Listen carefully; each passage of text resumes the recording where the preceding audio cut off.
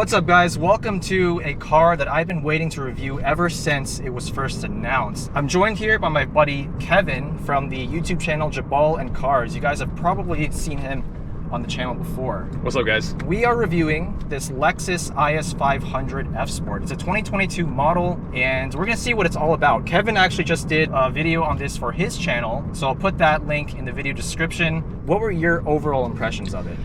Overall, the car is a good, sporty, yet emphasis on luxurious daily driver. It feels a little bit dated, but if you want something that's comfortable and a little bit sporty, but not too much so, then this strikes a good balance. But I don't know, man, it has stiff competition with the other cars out there. Yeah, and you mentioned you're actually cross-shopping this with a BMW M340i as your daily driver. This car is powered by, of course, the centerpiece of why anyone would buy this car, which is the 5-liter V8. Naturally aspirated, 472 horsepower. And this is a hefty car. It's 3,900 pounds. About the same as M340i, maybe a little bit more. But this is certainly no lightweight sports sedan. Let's see how this thing drives. We're gonna put it over into manual mode, Sport Plus, traction control turned off, and we have the active sound control from this engine turned off as well.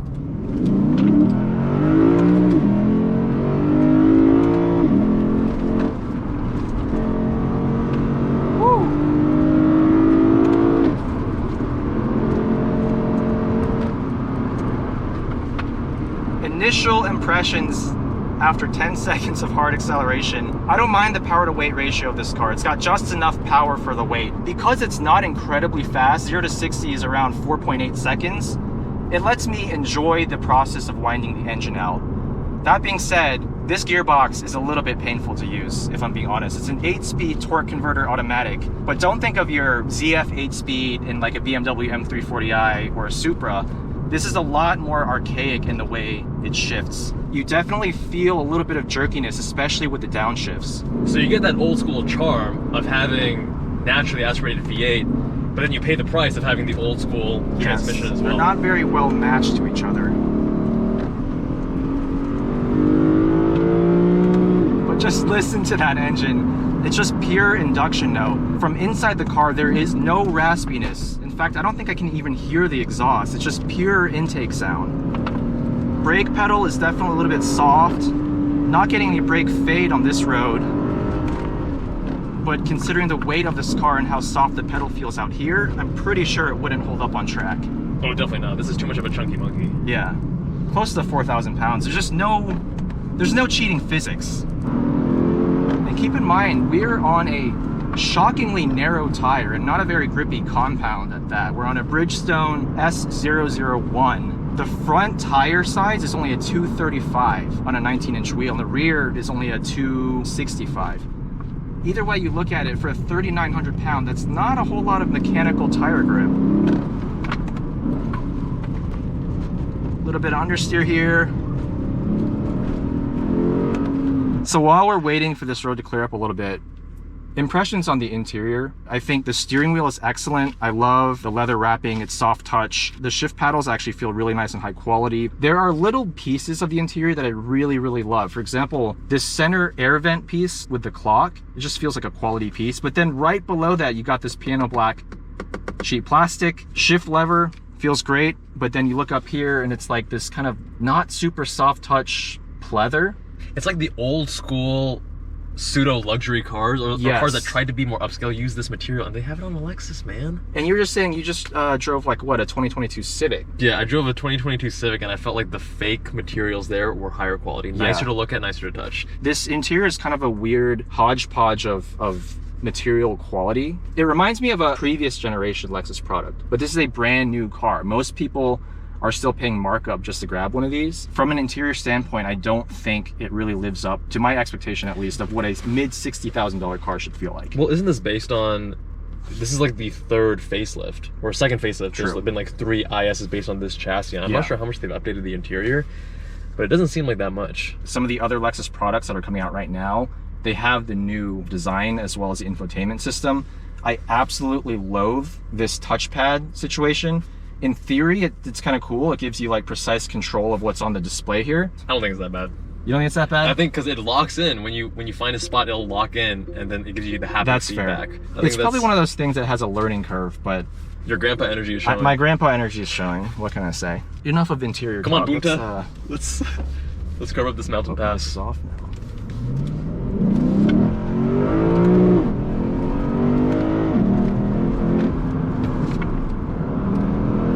Downhill in a 3,900 pound sedan. Can't say I've ever done that before. I do wish the brake feel was a little bit better. Do feel the weight of this car in the corners. It's got a lot of inertia to overcome. The body roll isn't as bad as I would expect. Yeah. But it's still very unwilling to change directions. Yes. I think the suspension, for what it is, it actually does a good job in Sport Plus mode with these adaptive dampers. It keeps the body relatively controlled, and because this chassis is very firm, I really feel like the suspension is doing the vast majority of the work over bumps and experiencing high lateral Gs. But to your point, it's just so damn heavy. Like, it just doesn't really want to turn. I think with a wider and grippier tire compound, that would really do wonders for this car. Maybe like a 255 or a 265 up front. No body shape. It's a plus size though. It's a plus size vehicle. I think it's safe to say that the engine really is the star of the show here. And if I were to consider buying one of these cars, it would be 80% for the engine, 10% for the fact that it's a reliable, comfortable car, and then 10% for the fact that I think it looks better in some ways than the BMW M340i. I think the 340i, you kind of get lost. It's in just the so sea of 3 vanilla. Series. It all looks Yeah. the same. It doesn't have. It's not aggressive enough with like the arches to Right. to look cool like an M. Granted, this doesn't have arches either. Over a standard IS350, it's mostly indiscernible. The design language is more angular, more aggressive, Yeah. more modern, more noticeable. Like the base model styling of an IS versus a current 3 Series, I think it looks a little bit cooler. I agree. Yeah. The 3 Series looks like an NPC, whereas this, Yes. yeah, that's like an NPC vehicle, and this is like you're not gonna get, especially if you get it a colorful color, it's gonna stick out. It has a little bit more personality to the way it looks, for sure. So the thing with this car and its drive modes, I think the difference between the modes is very subtle. The adaptive suspension, you don't really feel that big a difference between normal versus Sport Plus. On a normal driving situation on a flat road, you may not feel the difference at all. I think out there in the corners when you're pushing it, 70, 80%, there is a discernible difference, but it's not huge. The one thing that you do feel a difference with is the transmission. In normal mode and eco mode, the shifts are painfully slow. So let me demonstrate that here. We're in eco mode. I'll put it into manual. Look at that. I pressed the paddle 3 times. I can have a conversation in the time between the paddle shift Right. and the gear select. It didn't even start the first downshift until I was done pressing all 3. But it's not even just the speed, but if you're gonna be slow, It should be smooth. Yeah. But it's not smooth. The way this car downshifts, you feel a slight lurch. Even in eco, you get that. So you feel that difference in torque kind of just lurch you forward a little bit. Just a little bit. It's just enough to piss me off. But outside of that, at normal speeds, this car is incredibly comfortable. I haven't driven an M340i. I can only imagine this has a lower level of road noise. I think NVH and comfort is comparable. Again, it's been, maybe 6 weeks since I've driven that. Yeah. So my memory is not going to be, it's not back to back. But that's also very quiet. And again, with modern cars, they're getting more and more quiet. This is Right. an old chassis, old platform. What I'm amused by is the fact that you're actually driving in eco mode. I don't know if you've ever driven in eco mode in your life. I don't think I have. And on that note, let's get the hell out of that mode.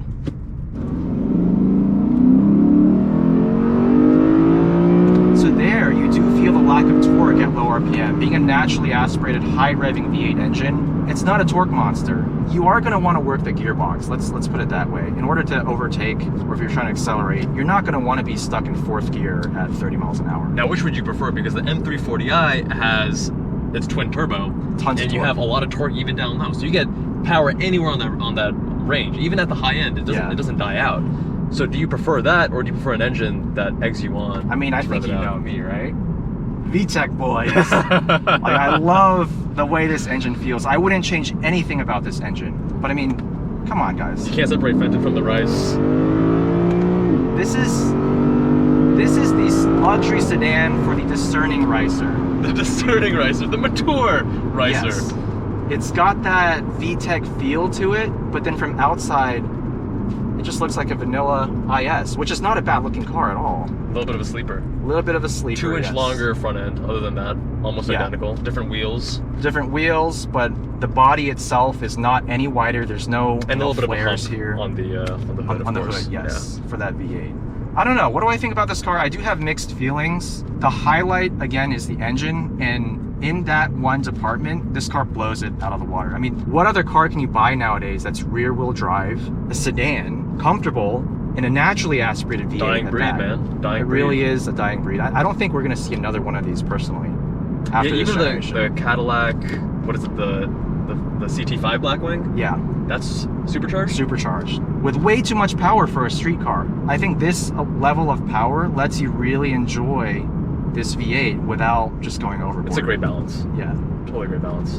In terms of steering, this is as you would expect for a modern 3,900 pound car with an EPS rack. A little bit surprised that the steering weight is actually heavier than I expected, but still lighter than I want it to be. That's because I'm coming in with the notion of what the vast majority of modern Lexus steering racks feel like. And I'm actually a little bit pleasantly surprised by the weight of this rack, but again, completely devoid of feel. And there's no two ways about it. 3,900 pound, electric power steering, luxury car. I can't really knock it for that, but it's definitely not a highlight of the car. I will say that it is, of course, very accurate. Very As an precise, EPS. yeah. Outside of the engine being the highlight, the other thing I'm actually pleasantly surprised by in this car is the suspension. In Sport Plus mode, it actually does a reasonably good job, and because the chassis is so stiff, like I mentioned, you really feel the suspension doing most of the work, and it does a fairly good job. Other reviewers point out that the suspension is too soft, and I disagree. I would agree with you in that it's really dialed in properly, so you get the comfort and you get not too much sportiness, but enough that it's not a land yacht. Yeah, completely agree. Given the intended purpose of the car, I think the suspension actually is one of the highlights for me. Transmission is definitely a major disappointment. On a daily basis, if it was slow to shift, but still smooth, I could give it a pass. But it's neither fast, nor is it responsive, nor is it smooth on a daily basis. And for that reason, it's definitely the low point of this car. Now I'm curious, if you were in my position where you owned a FRS and a GR86 and your family was like, Kevin, what's wrong with you? You have to grow up. And you need to replace the old FRS with an IS500 or an M340i, what would you lean towards? That's a really good question. Not having driven the M340i, I can't say this with a great level of confidence, but considering you have a GR86 that you are going to be tracking, I assume. And I have been tracking. You have been already, tracking. yeah. I would say go for the IS just because I think in the long run it's going to be less of a headache, especially if you're keeping it outside of its warranty range. Interior, yeah, it is a little bit of a letdown in some places, but it won't become an issue for you because Lexus interiors, the build quality is good, there's no squeaks and rattles. It'll definitely endure the test of time, and I think that's saying something. The other things that I'm considering though are, number one, this is substantially smaller, and That's true. It doesn't really bother me because I don't have people in the back seats that often. But when I do, That's a great point. The backseat in this thing is significantly smaller than an equivalent 3 Series. I think even smaller than like an Audi A4 or Mercedes C-Class. Yeah. So just keep that in mind. it's tight. While still being a 3,900 pound car. So it's kind of like, where are they compromising? Is it for the exterior look or is it for some other reason? That's a question I don't have the answer to. Yeah, this car is thicker than it seems. But with that being said, I came into this video very excited for this car from a driving dynamics standpoint. I came out basically, it's basically what I expected. On like a quantitative scale, if I were to rate this thing, the suspension actually comes out ahead of where I thought it would be, and the transmission comes down even below my already very low expectation. So it kind of evens out. The engine is every bit as glorious as I thought it would be. The interior is definitely a letdown, but in terms of pure driving dynamics, I think it hits the mark for what it is, but that doesn't mean it doesn't have a lot of room for improvement. Now, the sad part is this is probably the last car of its type with a naturally aspirated V8. So even if they were to improve those shortcomings in the future, likely we'll be going towards a downsized engine, maybe some sort of hybridization. I think the whole point of the vehicle is that The only reason you get the V8 that's naturally aspirated is because it's an old car. Yeah. And because it's an old car, what comes with that is the old transmission, the old interior, the old everything. So it's like, what do you care about more? Where are your priorities? And if you love engines and you love that old school NA V8, then go for this. That's a great point. But if that's not the highlight and you want everything else to be better, you gotta look elsewhere. I will say though, party piece of the interior, how freaking cool is that? Yeah. LFA inspired. Pure Lexus LFA. If this was a German car and I found out it did that, I would freak out because in 5 years it probably break. If you're gonna keep this car for 8 years, you probably want to go Lexus. If you're gonna keep it for 2 to 3 years, maybe the M340i. 100% true. I completely agree with that. So with that said, let me know what you guys think of the Lexus IS500. And if you are cross-shopping between one of these and an M340i and you've driven both, let me know if you agree with Kevin over here. Help me decide, guys. I'm trying to figure out which one to get. Check out his review of this car. It's POV style, so you get a really good sense of speed. The link will be in the video description. Thank you guys for watching. See you in the next video. Peace.